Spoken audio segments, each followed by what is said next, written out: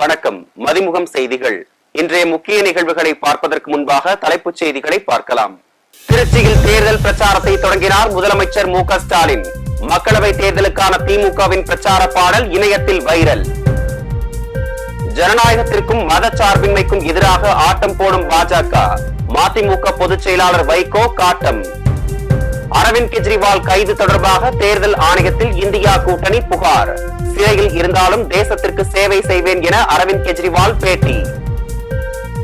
ஆளுநர் மாளிகையில் அமைச்சராக பொறுப்பேற்றார் பொன்முடி. உச்சநீதிமன்றம் விதித்த கெடுவை தொடர்ந்து பதவி பிரமாணம் செய்து வைத்தார் ஆளுநர் ரவி. விரிவான செய்திகள். நாடாளுமன்ற தேர்தலில் போட்டியிடும் திமுக மற்றும் கூட்டணி கட்சி வேட்பாளர்களை ஆதரித்து முதலமைச்சர் மு.க. ஸ்டாலின் தனது சூறாவளி பிரச்சாரத்தை தொடங்கினார். தமிழகத்தில் 39 தொகுதிகள் மற்றும் புதுச்சேரியில் ஒரு தொகுதிக்கான மக்களவை தேர்தல் ஏப்ரல் மாதம் 19ஆம் தேதி நடைபெற உள்ள நிலையில் திமுக தலைவரும் தமிழக முதல்வருமான மு.க. ஸ்டாலின் தமிழகம் முழுவதும் கூட்டணி வேட்பாளர்களை ஆதரித்து பிரச்சாரம் செய்து வாக்கு சேகரிக்கும் பணியை தொடங்கினார். அதன்படி 23ஆம் தேதி தஞ்சை, நாகை, 25ஆம் தேதி கன்னியாகுமரி, திருநெல்வேலி, 26ஆம் தேதி தூத்துக்குடி, ராமநாதபுரம், 27இல் தென்காசி, விருதுநகர், 29இல் தர்மபுரி, கிருஷ்ணகிரி, 30ஆம் தேதி சேலம், கள்ளக்குறிச்சி தேர்தல் பிரச்சாரம் மேற்கொள்கிறார். திருச்சி சிறுகனூரில் நடைபெற்ற பொதுக்கூட்டத்தில் திருச்சி தொகுதி மதிமுக வேட்பாளர் துரை வைகோ, பெரம்பலூர் தொகுதி திமுக வேட்பாளர் அருண் நேரு ஆகியோர் ஆதரித்து தமிழக முதல்வரும் திமுக தலைவருமான மு.க. ஸ்டாலின் பிரச்சாரம் செய்தார். முதலமைச்சர் வருகையை முன்னிட்டு அவர் பயணம் செய்யும் சாலைகளில் பாதுகாப்பு கருதி ட்ரோன்கள் பறக்க தடை விதிக்கப்பட்டது. 23ஆம் தேதி வரை தடை அமலில் இருக்கும் என்று தெரிவிக்கப்பட்டுள்ளது.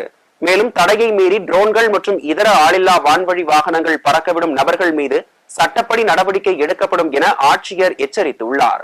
இதற்கிடையே மக்களவை தேர்தலுக்கான திமுகவின் பிரச்சார பாடல் வெளியாகி இணையத்தில் வைரலாகி வருகிறது. மதவாத சக்தியான பாஜகவை வீழ்த்த மாபெரும் கூட்டணியை முதலமைச்சர் அமைத்திருப்பதாக திருச்சி மக்களவை தொகுதி வேட்பாளரும் மதிமுக முதன்மை செயலாளருமான துரை வைகோ தெரிவித்துள்ளார். திருச்சி சிறுகனூரில் நடைபெற்ற பொதுக்கூட்டத்தில் திருச்சி தொகுதி மதிமுக வேட்பாளர் துரை வைகோ, பெரம்பலூர் தொகுதி திமுக வேட்பாளர் அருண் நேரு ஆகியோரை ஆதரித்து தமிழக முதல்வரும் திமுக தலைவருமான மு.க. ஸ்டாலின் பிரச்சாரம் செய்தார். பிரச்சார கூட்டத்தில் முதலமைச்சர் மு.க. ஸ்டாலின், மதிமுக பொதுச் செயலாளரும் மாநிலங்களவை உறுப்பினருமான வைகோ, திருச்சி மக்களவை தொகுதி வேட்பாளரும் மதிமுக முதன்மை செயலாளருமான துரை வைகோ, அமைச்சர் கே.என். நேரு உள்ளிட்டோர் மேடையில் வைக்கப்பட்டுள்ள அறிஞர் அண்ணா, கலைஞர் ஆகியோர் புகைப்படத்திற்கு மலர் தூவி மரியாதை செலுத்தினர். அதைத் தொடர்ந்து வைகோ மற்றும் துரை வைகோ முதலமைச்சருக்கு பொன்னாடை செலுத்தி நன்றியை தெரிவித்தனர். பின்னர் மேடையில் பேசிய துரை வைகோ, மதவாத சக்தியான பாஜகவை வீழ்த்த மாபெரும் கூட்டணியை முதலமைச்சர் அமைத்திருப்பதாக தெரிவித்தார்.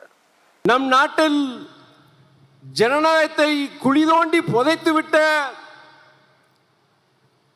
மதவாத சக்தியான பாரதிய ஜனதா கட்சியை வீழ்த்த வேண்டும் என ஒரு மிகப்பெரிய ஒரு மாபெரும் கூட்டணியை அமைத்து தந்திருக்கிறார் நம்முடைய முதல்வர் அவர்கள்.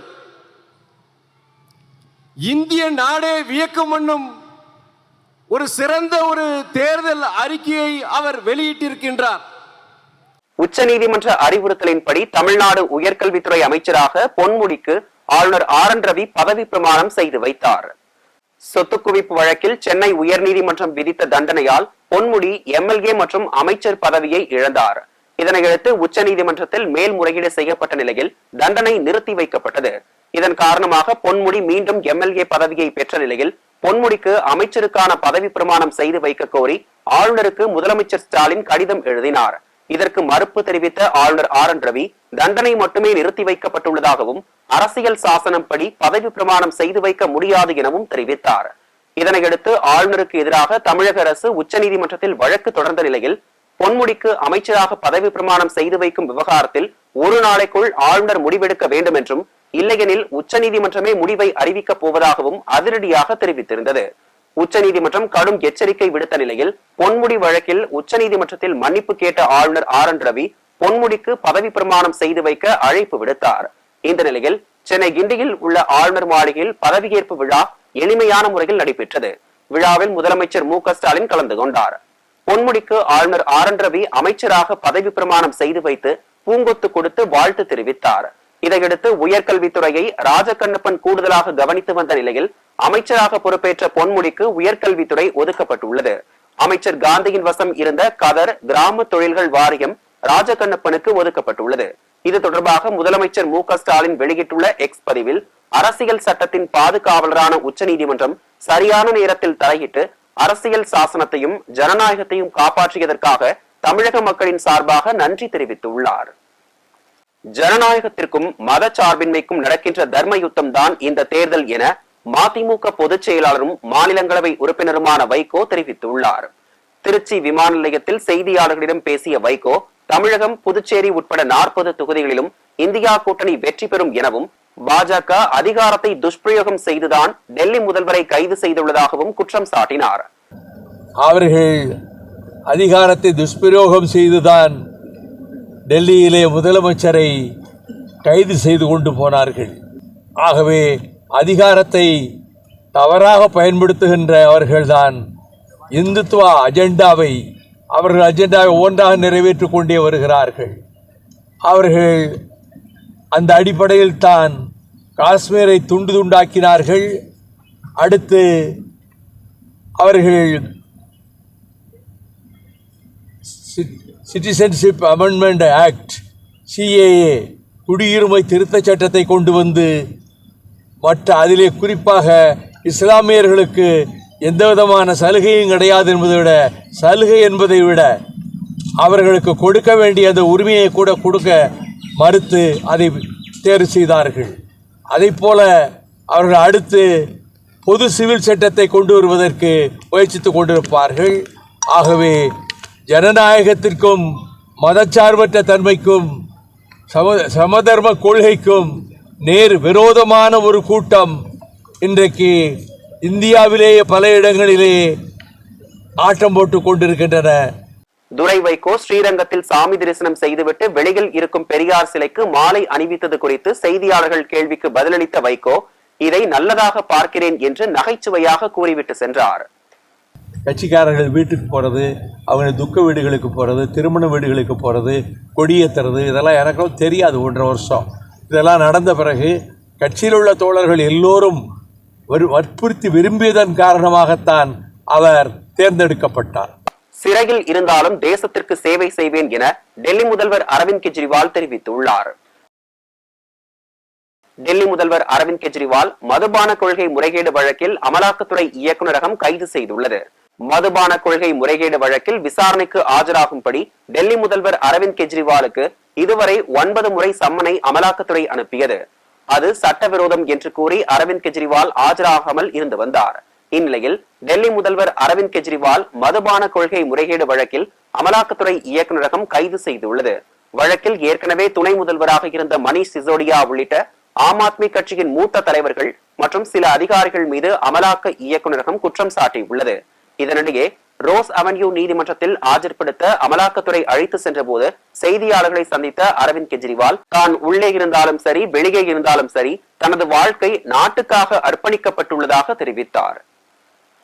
டெல்லி முதலமைச்சர் அரவிந்த் கெஜ்ரிவால் கைதை கண்டித்து சென்னை தெற்கு ரயில்வே தலைமை அலுவலகம் முன் திமுகவினர் ஆர்ப்பாட்டத்தில் ஈடுபட்டுள்ளனர். டெல்லியில் மதுபான கொள்கையில் ஊழல் நடந்திருப்பதாக கூறி டெல்லி முதலமைச்சரும் ஆம் ஆத்மி கட்சியின் ஒருங்கிணைப்பாளருமான அரவிந்த் கெஜ்ரிவாலை அமலாக்கத்துறை அதிகாரிகள் கைது செய்திருப்பது தேசிய அரசியல் களத்தில் பெரும் பரபரப்பை ஏற்படுத்தியுள்ளது. அவர் மீதான கைது நடவடிக்கைக்கு பல்வேறு எதிர்க்கட்சி தலைவர்கள் கண்டனம் தெரிவித்து வருகின்றனர். மேலும் பல இடங்களில் போராட்டங்கள் நடைபெற்று வருகின்றன. இந்நிலையில் கெஜ்ரிவால் கைதை கண்டித்து திமுக சார்பில் சென்னையில் தெற்கு ரயில்வே தலைமை அலுவலகம் முன்பு ஆர்ப்பாட்டம் நடைபெற்றது. இந்த ஆர்ப்பாட்டத்தில் பங்கேற்று பேசிய நாடாளுமன்ற உறுப்பினர் தயாநிதி மாறன், மோடி அரசு தொடர்ந்து எதிர்க்கட்சிகளை வேண்டுமென்றே பழிவாங்கும் நோக்கத்துடன் செயல்பட்டு வருவதாக தெரிவித்தார். 7.5 லட்சம் கோடி ரூபாய்க்கு ஊழல் செய்துள்ள மோடி அரசு மீது எந்த ஒரு விசாரணை நடக்கவில்லை என குறிப்பிட்ட அவர் அரவிந்த் கெஜ்ரிவால் கைதுக்கு வன்மையாக கண்டனம் தெரிவித்தார். டெல்லியிலும் பஞ்சாபிலும் ஆம் ஆத்மி கட்சி மிக வலுவான கட்சியாக மாறி அங்கு வெற்றி பெறுகிறது. இப்பொழுது ஆம் ஆத்மி கட்சி ஹரியானாவிலும் கால் பதிக்க தொடங்கிவிட்டது. அதை திசை திருப்பிட்ட வகையிலே அவர் வெற்றி பெறக்கூடாது என்பதற்காக அவர்கள் தலைவர் திரு அரவிந்த் கெஜ்ரிவால்களை ஒரு முதலமைச்சர் என்று கூட பாராமல் கைது செய்கிறார்கள். இதை நாங்கள் வன்மையாக கண்டிக்கின்றோம். இதே போல் இடியையும் சிபிஐயும் தவறாக பயன்படுத்தும் போது ஏன் 7.5 லட்சம் கோடி ரூபாய் ஊழலை விசாரிக்க சிபிஐயும் இடியும் பயன்படுத்தவில்லை? அப்படி என்றால் சிபிஐ இடியை வீட்டு வேலைக்காரங்களா நீங்க சொல்ற இடத்துல அவங்க பாய்வாங்களா? இது கேட்கறது நாகல மனதில் மக்கள் மனதில் வருகிறது. இதற்கெல்லாம் சரியான பாடத்தை இந்த தேர்தலில் இந்தியா கூட்டணி மக்கள் இந்தியாவை காப்பாற்றுவார்கள். எங்கள் தலைவர் எழுப்பியுள்ள கூட்டணி வெற்றி பெறும், வெற்றி பெறும், வெற்றி பெறும்.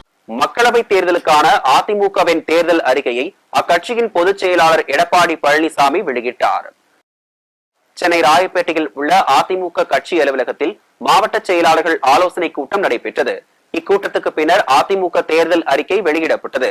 அதில் ஆளுநரை நியமிக்கும் போது முதலமைச்சரின் ஆலோசனை பெற்று ஒப்புதல் பெற வேண்டும், மகளிர் உரிமை தொகை மாதம் 3000 வழங்க வேண்டும், ஒன்றிய அரசை வலியுறுத்தப்படும் என அறிவிக்கப்பட்டுள்ளது. அதேபோல் சுங்கச்சாவடிகள் முற்றிலும் அகற்றப்படும் என்றும் உச்சநீதிமன்ற கிளையை சென்னையில் அமைக்க வலியுறுத்தப்படும் எனவும் அதிமுக தேர்தல் அறிக்கையில் வெளியிடப்பட்டுள்ளது. நீட் தேர்வுக்கு மாற்றாக 12ஆம் வகுப்பு மதிப்பெண்களை அடிப்படையாக கொண்டு மாணவர் சேர்க்கை நடத்தப்படும் என அதிமுக உறுதியளித்துள்ளது. தடையில்லா மும்முனை மின்சாரம் வழங்க நடவடிக்கை எடுக்கப்படும் என்றும் சிலிண்டர் விலையை குறைக்க ஒன்றிய அரசை வலியுறுத்தப் போவதாகவும் அதிமுக அறிக்கையில் தெரிவித்துள்ளது. நாடாளுமன்ற குளிர்கால கூட்டத்தொடரை சென்னையில் நடத்த ஒன்றிய அரசை வலியுறுத்துவோம் என்பது உள்ளிட்ட முக்கிய அம்சங்கள் இடம்பெற்றுள்ளன. பெட்ரோல் டீசல் விலை இது மிக மிக முக்கியம். நீங்க பாத்தீங்கன்னா ஏற்கனவே மத்திய அரசு இருந்தது. இன்றைக்கு எண்ணெய் நிறுவனங்கள் பாத்தீங்கன்னா வெளிநாட்டுல இருந்து இறக்குமதி பண்றாங்க கச்சா எண்ணெயை. அப்போ ஒரு விலையை நிர்ணயிக்கிறாங்க. அதிகமா இருக்கும்போது விலை உயர்த்திடுறாங்க. அந்த கச்சா எண்ணெய் இறக்குமதி செய்யும் போது விலை குறைகின்ற போது குறைக்கிறது இல்லை. ஏற்கனவே மத்திய அரசு அவருடைய கண்ட்ரோல் இருந்தது. அதே போல எண்ணெய் நிறுவனத்திலிருந்து மத்திய அரசாங்கமே இதை ஏற்று இதை நடத்த வேண்டும். பெட்ரோல் டீசல் விலை குறைக்கப்பட வேண்டும். அது எங்களுக்கு. தமிழ்நாட்டில் போட்டியிடும் பாஜகவின் 2வது கட்ட வேட்பாளர் பட்டியலை பாஜக வெளியிட்டுள்ளது. விருதுநகர் தொகுதியில் ராதிகா சரத்குமாரும், திருவள்ளூர் தொகுதியில் பொன்வி பாலகணபதியும் வேட்பாளர்களாக அறிவிக்கப்பட்டுள்ளனர்.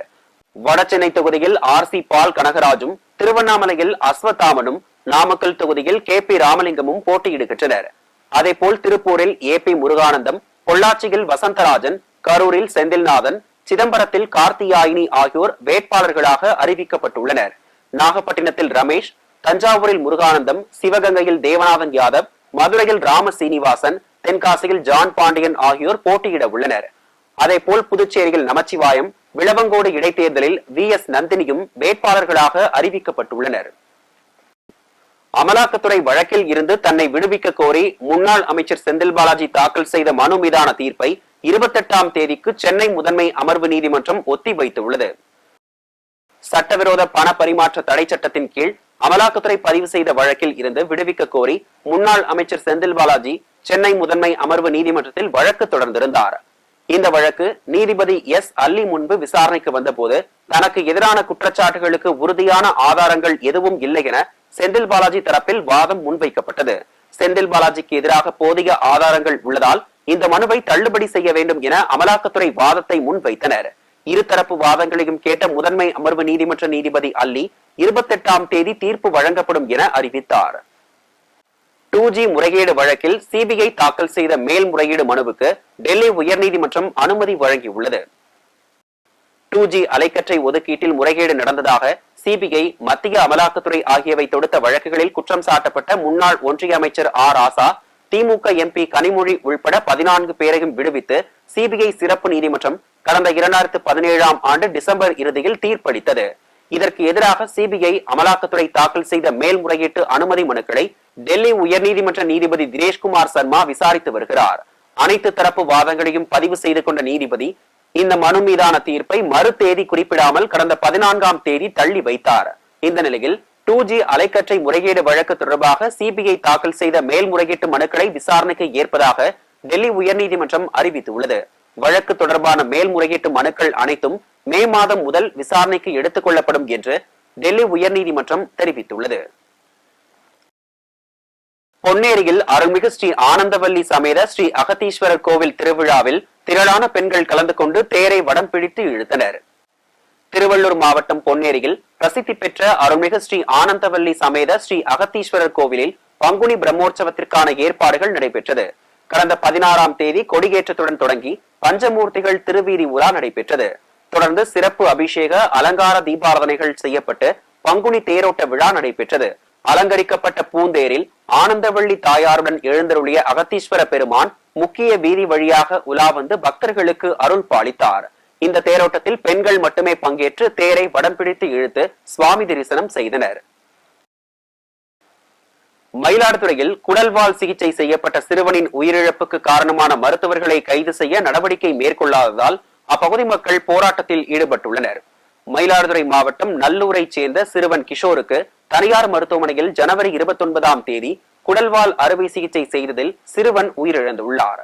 அதிக மயக்க மருந்து செலுத்தப்பட்ட காரணத்தால் சிறுவனுக்கு உயிரிழப்பு நேரிட்டதாக குற்றம் சாட்டிய சிறுவனின் உறவினர்கள் மருத்துவமனை நிர்வாகத்தின் மீது நடவடிக்கை எடுக்க வலியுறுத்தி கோரிக்கை வைத்துள்ளனர். 50 நாட்களை கடந்தும் நடவடிக்கை மேற்கொள்ளாததால் பேராசிரியர் முரளிதரன் தலைமையில் கண்டன ஆர்ப்பாட்டம் நடைபெற்றது. இதில் தமிழர் கட்சி, பல்வேறு கட்சி நிர்வாகிகள் மற்றும் உறவினர்கள் ஒன்றிணைந்து சிறுவனின் உயிரிழப்பிற்கான உண்மையான காரணம் தெரிவிக்கப்பட வேண்டும், மருத்துவர்கள் மீது வழக்கு பதிவு செய்து அவர்களை கைது செய்ய வேண்டும் என வலியுறுத்தி கண்டன முழக்கங்களை எழுப்பி போராட்டத்தில் ஈடுபட்டனர். பல்வேறு மாவட்டங்களில் நடைபெற்ற நிகழ்வுகளை களத்தில் மதிமுகம் பகுதியில் தற்போது பார்க்கலாம்.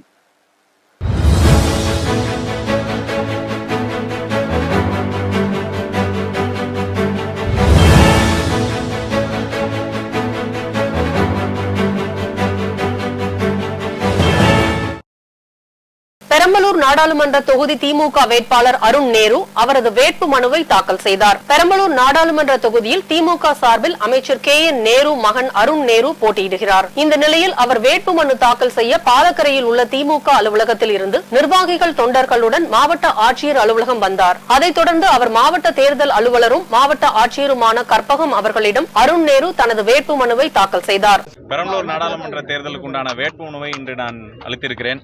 இன்னைக்கு தலைவர் இங்கே வராங்க. அதனால் ஆரம்பம் நல்ல அருமையான ஒரு ஆரம்பம். தலைவர் இங்கே முதல்ல ஆரம்பிக்கிற இடம் சிறுகுனூர் ஆரம்பிக்கிற இடம்.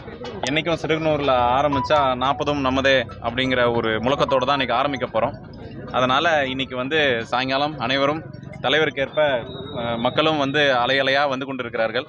சாயங்காலம் கூட்டம் நடந்து முடிந்த பிறகு நாளை ஒரு நாள் எங்களுக்கு செயல் வீரர் கூட்டம் இருக்கு. ஞாயிற்றுக்கிழமை காலையில் இருந்து எங்களோட பிரச்சாரம் ஆரம்பிக்கும்.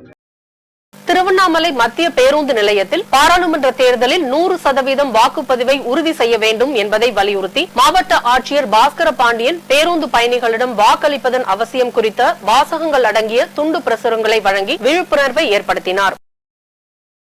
தென்காசி மக்களவை தொகுதியின் திமுக வேட்பாளராக சங்கரன் கோயிலை சேர்ந்த மருத்துவர் ராணி ஸ்ரீகுமார் அறிவிக்கப்பட்டுள்ளார். அவருக்கு திமுகவினர் சார்பாக மாவட்ட செயலாளர் ராஜா மற்றும் ஜெயபாலன் தலைமையில் ஸ்ரீவில்லிபுத்தூர், ராஜபாளையம், சங்கரன் கோயில், கடையநல்லூர், தென்காசி உள்ளிட்ட பகுதிகளில் சிறப்பான வரவேற்பு அளிக்கப்பட்டது. இதனைத் தொடர்ந்து செய்தியாளர்களை சந்தித்த ராணி ஸ்ரீகுமார் தமிழக அரசின் நலத்திட்டங்களை மக்களிடம் எடுத்துரைத்து வாக்கு சேகரிப்பேன் என்று கூறினார். ஒரு எளிய திராவிட முன்னேற்ற கழக குடும்பத்திலிருந்து வந்த எனக்கு தென்காசி பாராளுமன்ற தொகுதியின் வேட்பாளராக திராவிட முன்னேற்ற கழகத்தின் சார்பில் போட்டியிட வாய்ப்பளித்த நவீன தமிழகத்தின் சிற்பி தலைவர் கலைஞர் அவர்களின் வழியில் நல்லாட்சி புரிந்து வரும் மாண்புமிகு முதலமைச்சர் அவர்களுக்கும், இளைஞர் நலன் மற்றும் விளையாட்டுத்துறை அமைச்சர் மாண்புமிகு அண்ணன் உதயநிதி ஸ்டாலின் அவர்களுக்கும், கழக துணை பொதுச் செயலாளர் அக்கா கனிமொழி கருணாநிதி அவர்களுக்கும் முதலில் எனது நன்றியை தெரிவித்துக் கொள்கிறேன். மிகவும் மகிழ்ச்சியாக உள்ளது. திருவண்ணாமலை நகராட்சிக்கு உட்பட்ட குப்பை கிடங்கில் தீப்பற்றி எரிந்து வெடித்து சிதறியதால் கிடங்கை சுற்றியுள்ள மற்ற பகுதிகளுக்கும் தீ பரவியது. இந்த தீ விபத்தில் போலூர் சாலை, ஐயப்பன் நகர், மின் நகர், ஜன்னத் நகர், அவலூர் பேட்டை சாலையில் வசிக்கும் பொதுமக்கள் சுவாச கோளாறுகள், மூச்சு திணறல், கண் எரிச்சல் உள்ளிட்ட பல பாதிப்புகளுக்கு உள்ளாகியுள்ளனர். இந்நிலையில் மாவட்ட ஆட்சியர் பாஸ்கர பாண்டியன் தீயை அணைக்கும் பணிகளை நேரில் ஆய்வு செய்து தீயணைப்புத்துறை மற்றும் நகராட்சித்துறை அதிகாரிகளுடன் ஆலோசனை மேற்கொண்டார். நாடாளுமன்ற தேர்தல் வருகின்ற ஏப்ரல் மாதம் 19ஆம் தேதி துவங்க உள்ள நிலையில் வேலூர் மக்களவை தொகுதியில் அதிமுக சார்பில் திருப்பத்தூர் மாவட்டம் வாணியம்பாடியை சேர்ந்த மருத்துவர் பசுபதி போட்டியிட உள்ளார். இந்நிலையில் அதிமுக வேட்பாளர் மருத்துவர் பசுபதி மற்றும் வாணியம்பாடி சட்டமன்ற உறுப்பினர் செந்தில்குமார் ஆகியோர் ஆலங்காயம் அடுத்த பீமகுளம் மலை கிராமத்தில் உள்ள ஸ்ரீ சென்றாய சுவாமி கோயிலில் சிறப்பு பூஜைகள் மற்றும் பெண்களுக்கு பாத பூஜைகள் செய்து தேர்தல் பிரச்சாரத்தை துவங்கினர். திருவள்ளூர் மாவட்டம் காட்டூரில் இயங்கி வரும் அரசு ஆதி திராவிடர் நல தொடக்க பள்ளியில் தலைமை ஆசிரியருக்கு மாணவர்கள் மற்றும் ஆசிரியர்கள் பிரிவு உபச்சார விழா நடத்தினர். இதில் ஊராட்சி மன்ற தலைவர் செல்வராமன் கலந்து கொண்டு தலைமை ஆசிரியருக்கு பரிசுகள் வழங்கியும் பொன்னாடை அணிவித்தும் கௌரவப்படுத்தினர். மயிலாடுதுறையில் தலித் இளைஞர் படுகொலை வழக்கில் குற்றவாளிகளை கைது செய்ய வலியுறுத்தி உறவினர்கள் போராட்டம் நடத்திய நிலையில் தற்போது 7 பேரை காவல்துறையினர் கைது செய்துள்ளனர். அதன் பின்னரே இளைஞரின் உடலை நல்லடக்கம் செய்ய உறவினர்கள் பெற்று சென்றனர். மேலும் கலவரம் ஏற்படாமல் இருக்க அப்பகுதி முழுவதும் காவல்துறையினர் பாதுகாப்பு பணியில் ஈடுபட்டுள்ளனர்.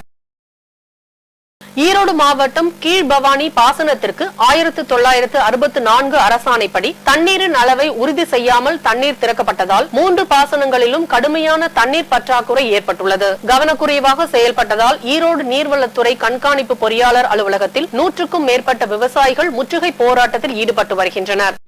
தற்போது கீழ்பவானி பாசன பகுதியிலே புஞ்சைத்திக்கு தண்ணீர் 3 நினைப்புக்கு விட்டிருக்கிறது.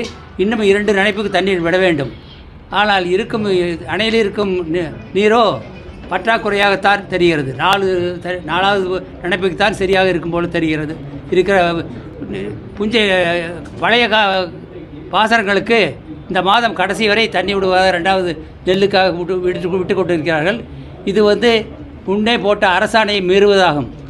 அவர் பெரியசாமி குறிப்பிட்டது போல 1964 எல்பிவினுடைய தேவைகளை பூர்த்தி செய்த பிறகுதான் தடப்பள்ளி வாய்க்காலுக்கு தண்ணீர் விட வேண்டும் 2வது போர்த்து என்று கிளியராக இருக்குது. அது மீறப்பட்டிருக்கிறது. இதை நாங்கள் எச்சரித்தோம். ஆனால் இப்பொழுது எங்களுக்கு தண்ணீரை வேண்டும் என்று நாங்கள் மறியல் செய்திருக்கிறோம்.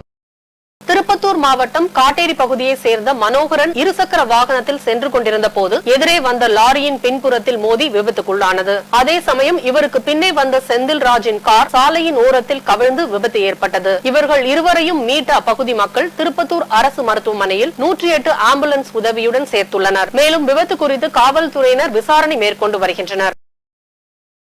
ஜோலார்பேட்டை வழியாக விசாகப்பட்டினம் செல்லும் ரயிலில் கஞ்சா கடத்தி செல்லப்படுவதாக சென்னை குற்ற புலனாய்வு துறைக்கு ரகசிய தகவல் கிடைத்துள்ளது. அதன் பெயரில் உதவி காவல் ஆய்வாளர் செல்வகுமார் மற்றும் ரயில்வே பாதுகாப்பு படை ஆய்வாளர் கோபால் நடத்திய சோதனையில் 9 கிலோ கஞ்சாவை பறிமுதல் செய்து வேலூர் போதைப் பொருள் கடத்தல் தடுப்பு பிரிவு அலுவலகத்தில் ஒப்படைத்தனர். மேலும் தப்பி சென்ற நபர்களை காவல்துறையினர் தீவிரமாக தேடி வருகின்றனர்.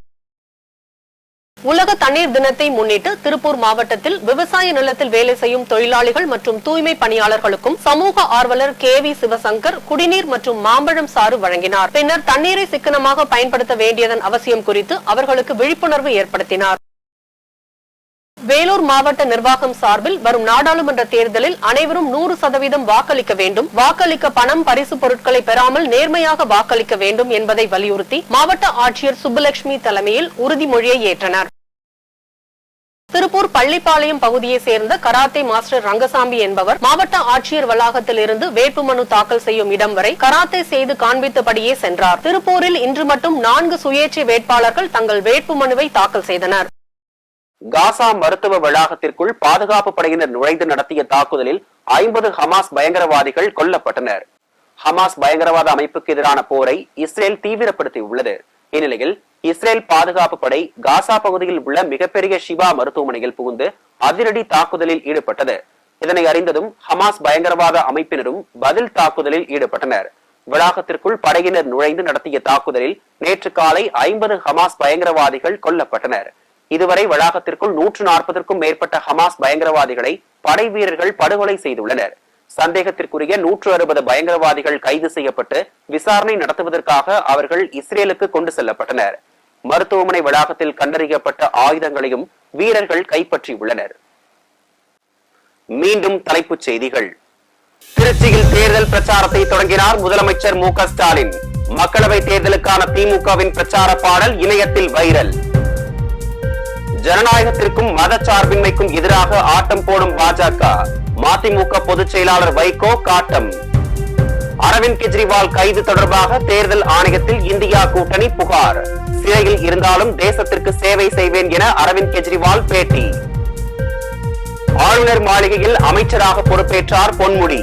உச்சநீதிமன்றம் விதித்த கெடுவை தொடர்ந்து பதவி பிரமாணம் செய்து வைத்தார் ஆளுநர் ரவி. இத்துடன் செய்திகள் நிறைவடைந்தன. மீண்டும் செய்திகள் பிற்பகல் 1:30 மணிக்கு. மேலும் செய்திகளை தெரிந்து கொள்ள மதிமுகம் பிரைம் யூடியூப் தளத்தில் இணைந்திருங்கள்.